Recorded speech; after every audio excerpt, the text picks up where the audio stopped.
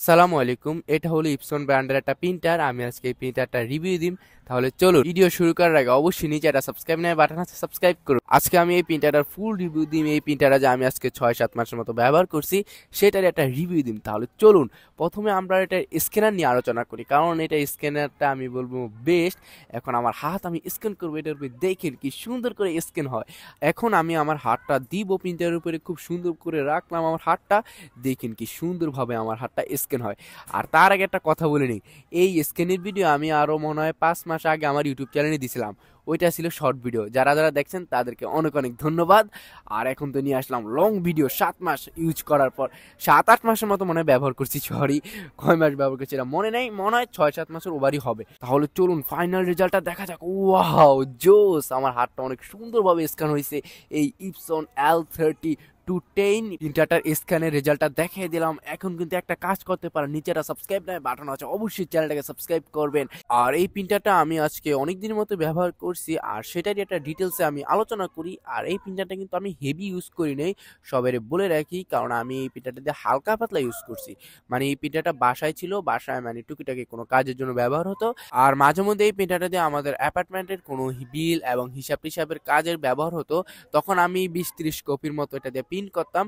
সেই অনুযায়ী আমি বলতে পারি এই প্রিন্টারটা বেস্ট। আমার কাছে ব্যবহার করে মনে হয়েছে এটা কালার প্রিন্টার এবং স্ক্যানার আছে, মোটামুটি বেস্ট। আর এটার দামটা নিয়ে তাহলে বলা যাক। তখন আমি কিনছি মনে হয় 16-17, মনে হয় 18, আমি সঠিক দামটা নাও হতে পারে, কারণ এখন মনে নাই এটা কত দিয়ে কিনছি। মনে হয় 16-17-18 এই তিনটার ভিতরেই হবে মনে হয়, তাও সঠিক না। এই দামই মনে হয়। আর এই দামে আমার কাছে মনে হয়েছে ভালোই এই ইপসন l3210 এই প্রিন্টারটা বেস্ট। আর এখান দিয়ে কালি ভরতে হয়, আর এখন পর্যন্ত কেনার পরও এখনো একবারও কালি শেষ হয় নাই। তাহলে অবশ্যই বুঝছেন যে এটা আমি কেমন ইউজ করছি। এই l3210 এই প্রিন্টারটা মোটামুটি ইউজ হয়েছে, আর ইউজে বলে দিলাম বেস্ট। আর যারা প্রিন্টার নিতে চান আমি বলবো বেস্ট, এটা নিতে পারেন আমার কাছে মনে হয়েছে, কারণ আমি যেই 6-7 মাস ব্যবহার করছি বেস্ট মনে হয়েছে। আর তাহলে এটা লুকটা নিয়ে একটু কথা বলা যাক। লুকটা বেস্ট, জোস লাগে, একটা প্রিমিয়াম একটা লুক আছে এই ইপসন l3210 এই প্রিন্টারটা। আর এখান দিয়ে দিতে হয় কাগজ, আর কাগজগুলো হলো A4 সাইজের কাগজ, আর খুব সুন্দরভাবে প্রিন্ট হয়। মাঝে মাঝে কিন্তু একটা কাগজ আটকে যায়, একটু বেকা টাকা যদি ঢুকাইতে একটু বেকা টাকা পড়লে এটা আটকে যায়, তখন একটু ঝামেলা, আবার টাইনা বাইর করতে হয়। মেইন জিনিসটি আলোচনা করতে ভুলে গেলাম, আমাদের সেই প্রিন্টারের কেবল, যেটার মাধ্যমে এটা পিসির সাথে কানেক্টেড। কেবলটা টান দিলাম, ছুঁইটা গেল, জোস। কেবলটা দেখতে তো অসাধারণ, আনকমন একটা কেবল, বেস্ট। কেবলটা তাড়াতাড়ি করে আবার লাগিয়ে দিলাম, এবং এটার পিছনে আছে যেটা কেবল, যেটার মাধ্যমে এটা পাওয়ার হয়।